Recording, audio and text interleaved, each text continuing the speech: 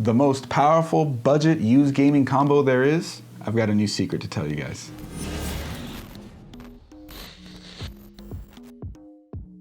My name is Chris, this is Coalition Gaming, and today I'll be your computer technician.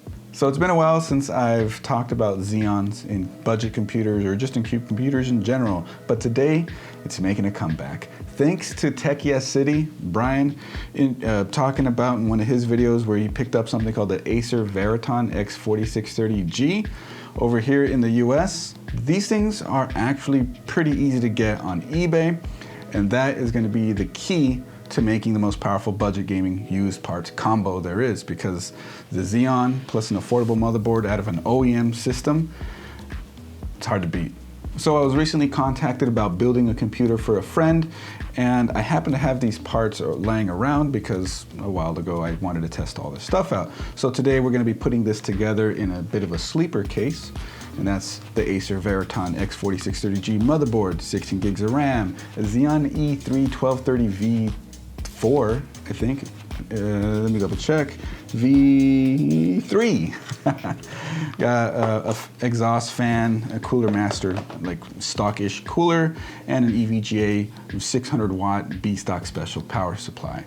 And for storage, we're going to be going with a 500 gig hard drive and a 128 gig SSD.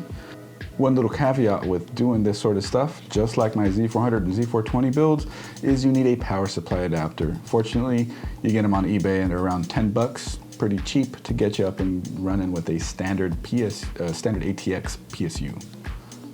All right, so let's put all this together right now, and then we'll talk about why I think this is the most powerful budget gaming used combo that you could build. We did the cooler. Outside of the case, it's always nice to install the cooler first. Cooler and RAM. And I forgot to mention, we use 16 gigabytes of DDR3 1600 RAM. This is Crucial Ballistics. You can find 16 gigs for around 50 bucks on eBay, so it's nice. 4 sticks of RAM, slot it in, mount the cooler, put the back plate, and then screw the cooler on. And that was that. Then drop the motherboard into the case. Can't forget the I/O shield first, because this is a used motherboard that actually comes with one. I/O shield, then motherboard. One really cool thing about these Acer Veriton X4630G motherboard deals that you can find on eBay, a lot of them actually come with an I/O shield. Now, if you're looking into used parts and used motherboards, even with like recent stuff, Ryzen or just relatively newer things, and you find a used motherboard, a lot of the time you don't get the I/O shield. So the fact that you can get one for this on eBay is super nice, especially like me coming from the Z400 and Z420 builds that I did a lot of. You didn't get an I/O shield. You couldn't get an I/O shield because of how they were installed in a certain kind of tray. But these ones, it's just a regular I/O shield. Neat. From there, I found the connector for power, which is, if you're looking at it the way that it's mounted vertically, it's third up. There'll be a picture that shows where we connected the power button, and that way you can turn it off and on just like a normal computer. Then we installed the power supply. In this case, the power supply goes up top, connected everything for it, and tried our best to route with this old case. This is just a second-hand case that we had lying around, and we're just reusing it for this because the person that this is going to, they don't really care too much about the case. Then we got to installing the graphics card, and we'll get into that a little bit. The drives presented a little bit of an issue because this case isn't designed to support 2.5-inch drives, but fortunately 2.5-inch drives and mounting is a relatively simple solution, so some double-sided tape and just slapped them down there.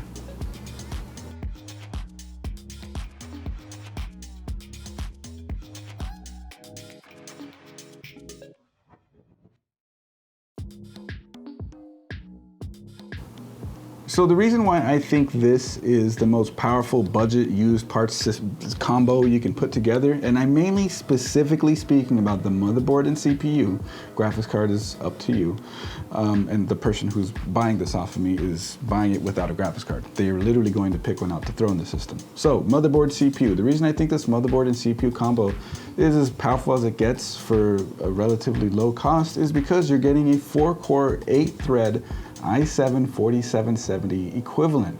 4th gen Haswell is not that old, in terms of what else you would find out there. If you're looking at this level of like sort of around this cost, but like OEM systems and stuff like this, you're generally going to be looking at first, second, or third gen Intel. So that's going to be like Nehalem or Westmere, Sandy Bridge, or Ivy Bridge.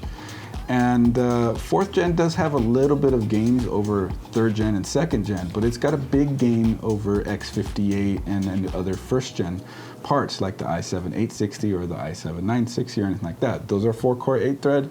The Sandy Bridge second gen and Ivy Bridge third gen are also 4-core 8-thread. This is 4-core 8-thread, but it's the last of the DDR3 iterations.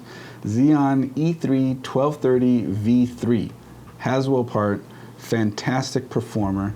And it can still play everything. There's plenty of people still using this level hardware to play all their games. And if you're going to be using like NVENC on this graphics card, because this one has NVENC new, this is a 1660 Super, then you can also probably game and stream on this. I've gamed and streamed on lower spec systems than this, so this can definitely handle it, at least to some level.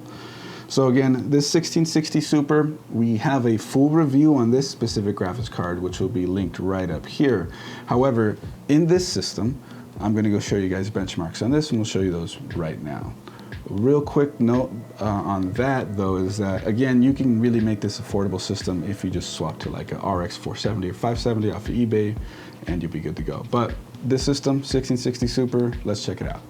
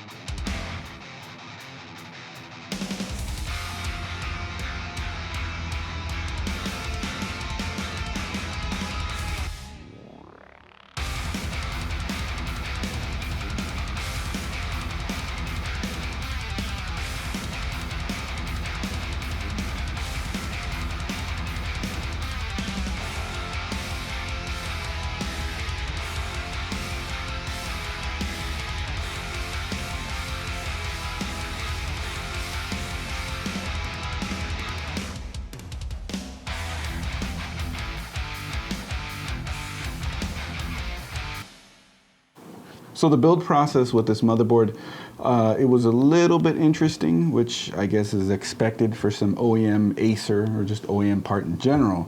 Fortunately, all the screw holes lined up, but what I found funny with the motherboard is when I noticed it during our little time lapse, I noticed that it looked a little funny to me. And it's the size of the motherboard. I thought it was long ways. It's supposed to be vertically mounted in the case when I just was eyeballing it at first, so that's how I did it, and then everything didn't line up right, and I'm like, uh-oh. And it turns out it's fine. It's so the interesting thing with it is this motherboard is as wide as a standard ATX motherboard, but it's short like a micro ATX motherboard. So originally when I would have mentioned that you want to use this motherboard in a micro ATX build, so something more compact, that is not really the case. You're going to want to find a standard ATX case to stick this thing in, because as you can see, it goes all the way out to the standard ATX holes on that side. It's just short.